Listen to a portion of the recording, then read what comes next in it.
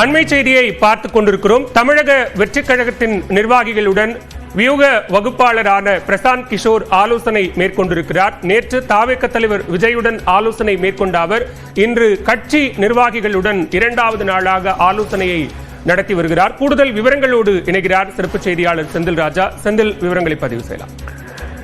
பாலவேல், பிரசாந்த் கிஷோரோடான சந்திப்பு நேற்று நடைபெற்றது. இதில் முதல் கட்டமாக விஜயுடன் அந்த ஆலோசனை நடைபெற்றது. அந்த ஆலோசனையில் 5 பேர் கலந்து கொண்டார்கள். குறிப்பாக கட்சியின் பொதுச் செயலாளர் என் ஆனந்த், வியூக அமைப்பாளரான விஜயின் வியூக அமைப்பாளரான ஜான் ஆரோக்கியசாமி, ஆதவ அர்ஜுன் உள்ளிட்டோர் கலந்து கொண்டனர்.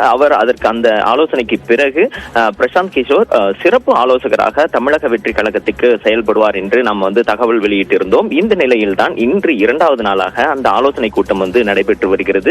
ஆதவ் அர்ஜுனாவுக்கு சொந்தமான ஒரு இடத்தில் இந்த ஆலோசனை கூட்டம் நடைபெறுகிறது. அதில் கட்சியோட பொதுச் செயலாளர் என் ஆனந்த் உள்ளிட்ட நேற்று பங்கேற்ற பலரும் இந்த சந்திப்பில் கலந்து கொண்டிருக்கிறார்கள். இன்றைய சந்திப்பில் விஜய் கலந்து கொள்ளவில்லை. ஆனால் கட்சி சார்ந்தும் தேர்தல் பணிகள் சார்ந்தும் பல்வேறு விஷயங்கள் இதில் விவாதிக்கப்படுவதாக தெரிகிறது.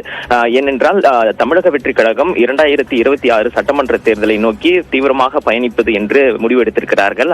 அதற்கான வேலைகளை முடுக்கிவிட வேண்டும், அதற்கான பணிகளை செய்ய வேண்டும் என்று அந்த கட்சியின் தலைவரான விஜய் உத்தரவிட்டிருக்கிறார். அதன் அடிப்படையில் தான் பல்வேறு வியூகங்கள் வகுக்கப்பட்டிருக்கின்றன. அதில் முதல் கட்டமாக ஆதவ அர்ஜுனாவை கட்சியில் இணைத்தார்கள். அதற்கு பிறகு தற்போது சிறப்பு ஆலோசகராக பிரசாந்த் கிஷோரை நியமித்திருக்கிறார்கள். அவர் ஒப்பந்த அடிப்படையில் இல்லாமல் நட்பு அடிப்படையில் ஒரு ஆலோசகராக அவர் செயல்பட இருக்கிறார். இந்த நிலையில் தான் இன்று இந்த இரண்டாவது கட்ட சந்திப்பு அந்த ஆலோசனை கூட்டமானது நடைபெற்று வருகிறது.